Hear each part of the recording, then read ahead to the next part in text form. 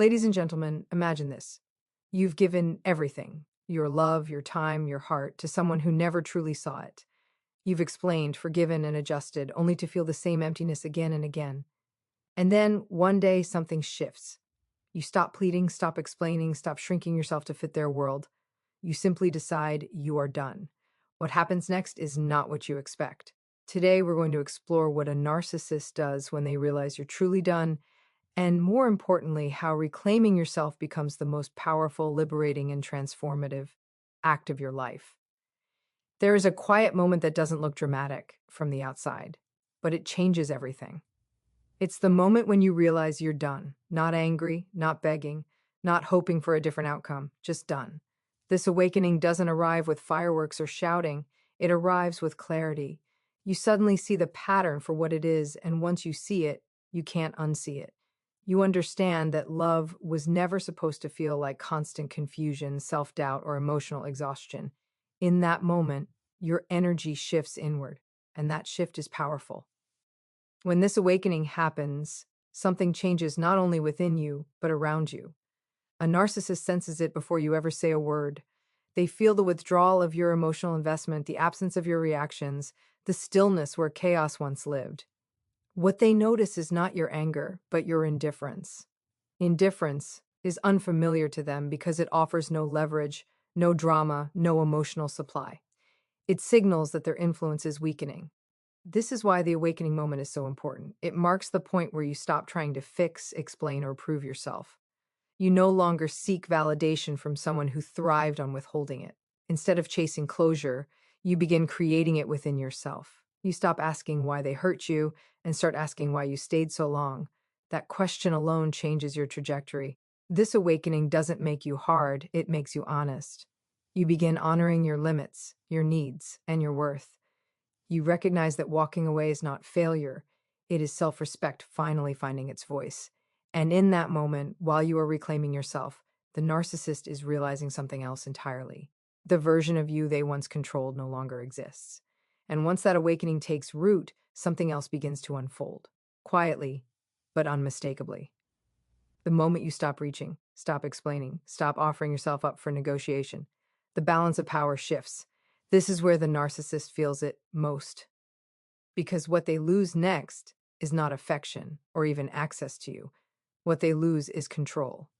Control was never about love. It was about predictability. They knew which words would pull you back, which silences would make you anxious, which crumbs would keep you hoping. As long as you were emotionally invested, they held the reins. But when you step into that calm certainty of being done, those reins slip through their fingers, and that loss hits them deeply. You might notice subtle changes at first. They become more attentive than usual, more curious about where you are and who you're with. Questions appear that were never asked before. Not because they suddenly care in a healthy way, but because uncertainty threatens them. Your independence feels like defiance. Your emotional distance feels like rebellion. As control fades, so does their sense of superiority. A narcissist depends on feeling one step ahead, emotionally dominant, irreplaceable. When you stop reacting, when your mood no longer rises or falls based on their behavior, it exposes a truth they work hard to avoid. They are not as powerful as they believed. Your self-containment destabilizes them. This is why the loss of control often triggers panic beneath the surface. They may try to reassert dominance through charm, guilt, or sudden vulnerability. Old tactics resurface, polished and repackaged. But something is different now. You see it. You feel it. And because you no longer need their approval to feel whole, those tactics fall flat. Your calm becomes a boundary they cannot cross. And in losing control over you, they are forced, perhaps for the first time, to confront how fragile their power always was. And when that fragile sense of power collapses, what rises in its place is not humility, it is panic.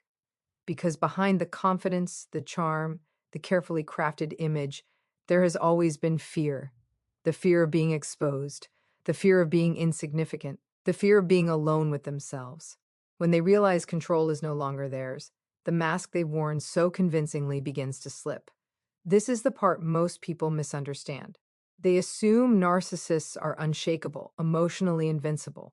But the truth is, their strength is performative. It depends on an audience. It depends on someone reflecting back admiration, compliance, or emotional engagement. When you withdraw from that role, the stage goes dark, and in that darkness, desperation surfaces. You may notice sudden emotional swings that don't match the person you knew. One moment they appear wounded, fragile, almost childlike. The next, cold and dismissive. This isn't growth or reflection, it's scrambling. They are searching for anything that will restore their footing, anything that will pull you back into the emotional dance where they feel safe and superior. This panic often reveals itself in rushed declarations, exaggerated remorse, or dramatic confessions that feel strangely hollow. It's not that the why suddenly understand your pain, it's that they cannot tolerate the feeling of losing their supply. Your absence creates a void they don't know how to sit with, and instead of turning inward, they reach outward, grasping for reassurance, validation, or reaction. What makes this moment so powerful is that you can finally see the truth clearly. Their desperation is not proof of love, it is proof of dependency. And because your awakening has already begun, you no longer confuse intensity with intimacy. You no longer mistake chaos for passion. While they are unraveling internally, you are stabilizing. Their panic contrasts sharply with your growing clarity, and in that contrast, you realize something profound. The calm you're building within yourself is the very thing they never learned to create. And when panic alone fails to pull you back, something else emerges, the performance. Not the casual, everyday act you grew accustomed to, but a final, intensified version designed to reclaim what's slipping away. This is when the narcissist steps fully into a role, hoping that if they can't control you quietly, they can do it dramatically. You may hear apologies that sound perfectly scripted, filled with the right words, but missing the weight of real accountability. Promises arrive suddenly, stacked high and delivered fast, as if transformation can be negotiated in a single conversation. They speak of change, of clarity, of finally understanding you. Yet there's an urgency beneath it. Not patience, not consistency, just pressure. And if the performance of remorse doesn't work, the script can change without warning. The tenderness hardens into cruelty. The affection flips into dismissal. Accusations replace apologies. This shift is not confusion, it's strategy. When vulnerability fails to regain control, intimidation often steps in to fill the gap. What's important to understand is that this final performance isn't about you at all. It's about restoring their sense of dominance. Every word, every emotional display is aimed at one goal: to pull you back into the familiar cycle where they feel powerful and secure. They are not responding to your pain, they are responding to their loss. But you are no longer the same audience you once were. Your clarity allows you to see the cracks in the act. You recognize that real change moves slowly, quietly, and without theatrics. It doesn't demand immediate forgiveness or emotional access. So instead of being drawn back in, you step further into your resolve. You listen, but you don't surrender yourself. And in doing so, you quietly end the performance. Because the moment you stop reacting, stop explaining, stop hoping the script will change, there is nothing left for them to perform. And that is when the silence begins to speak louder than any apology ever could. That silence is not empty. It is not weakness, and it is not avoidance. It is strength settling into place. After all the noise, the explanations, the justifications, the emotional negotiations, you finally choose quiet. And in that quiet, something extraordinary happens. Your silence becomes the loudest statement you have ever made.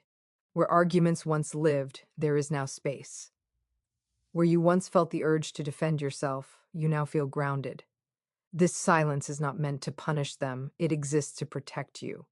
And because it offers no reaction, no emotional fuel, it becomes deeply unsettling to someone who relied on your responses to feel relevant. A narcissist is accustomed to being heard, chased, confronted. Silence disrupts their narrative. It leaves no hooks to grab, no buttons to press. Your calm non-engagement removes the battlefield entirely, and without a battlefield, they don't know how to fight. What makes this silence so powerful is that it isn't cold or resentful. It's resolved. It says, without a single word, I know who I am now. You are no longer explaining your worth to someone committed to misunderstanding it. You are no longer rehearsing conversations in your head, hoping for a different outcome. You have stepped out of the cycle. And while they may interpret your silence as cruelty or indifference, you know the truth. It took immense courage to stop speaking where you were never truly heard. It took strength to stop reacting where reactions were expected. This silence is self respect finally taking up space. As you hold that quiet line, you begin to feel something unfamiliar but deeply reassuring. Peace. Not the fragile peace that depends on someone else's mood, but a steady one that comes from alignment with yourself.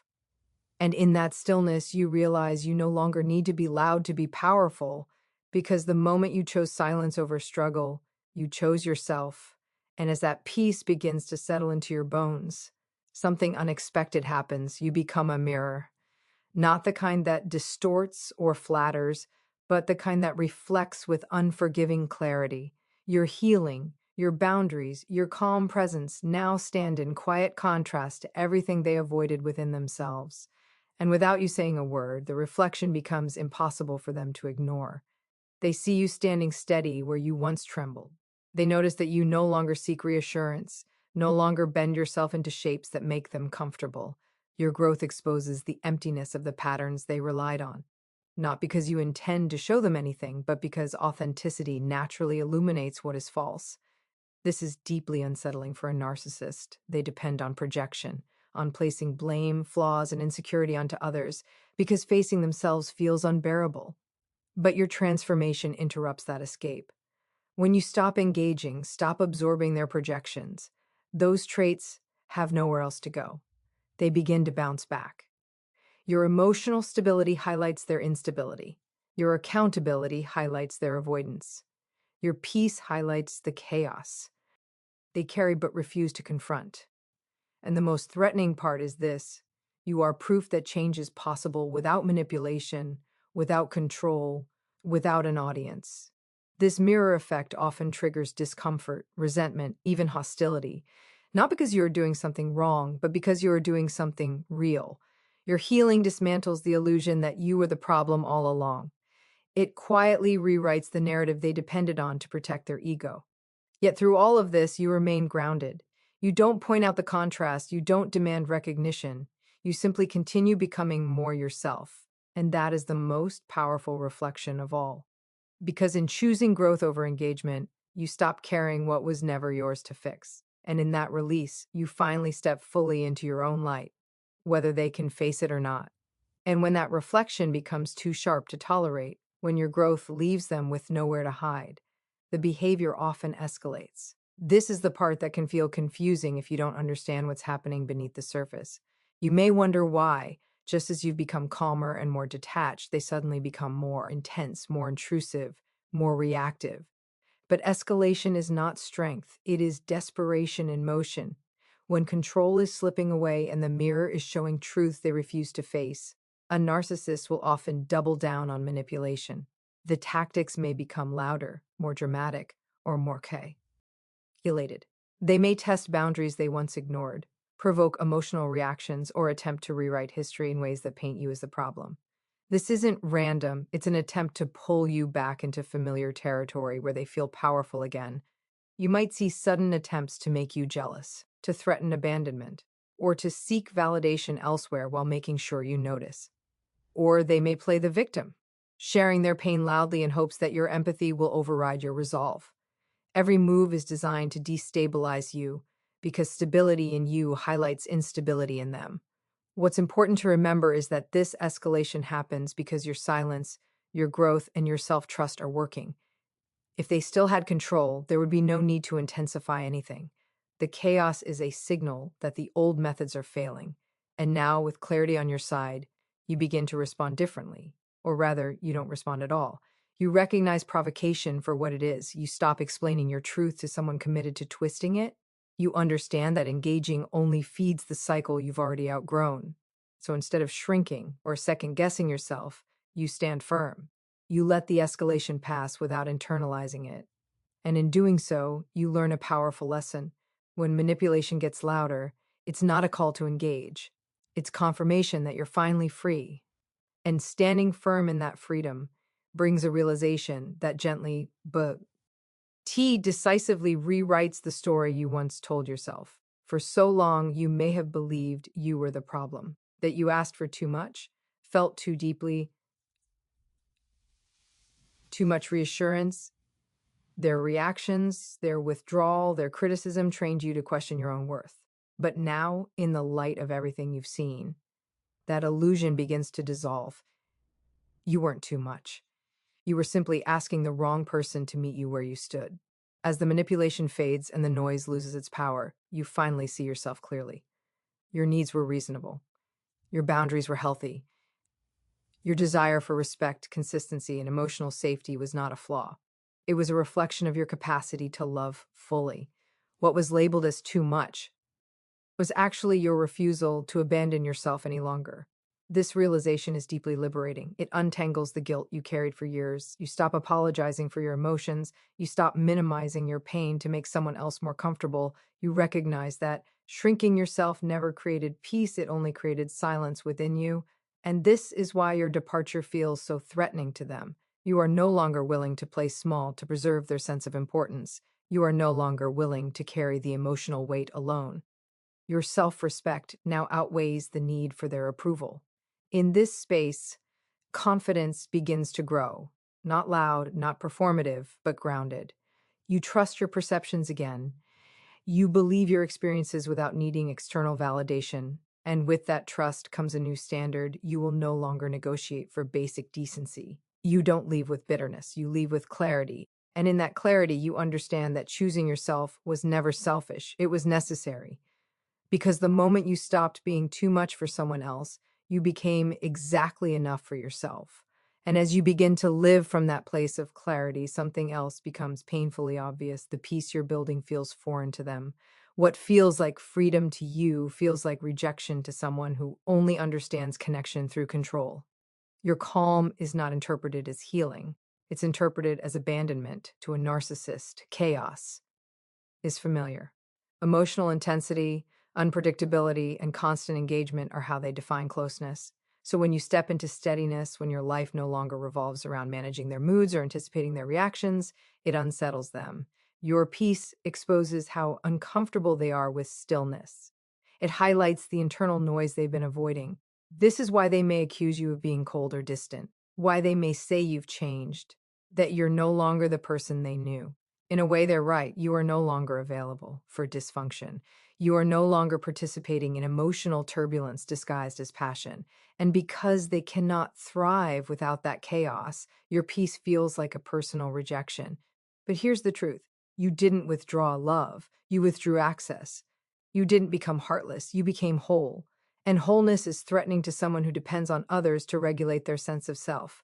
As you continue forward, you stop trying to explain your peace to someone who doesn't want it. You realize that not everyone will celebrate your healing, especially those who benefited from your pain. And that realization, while sobering, is also freeing. You no longer measure your growth by whether they understand it.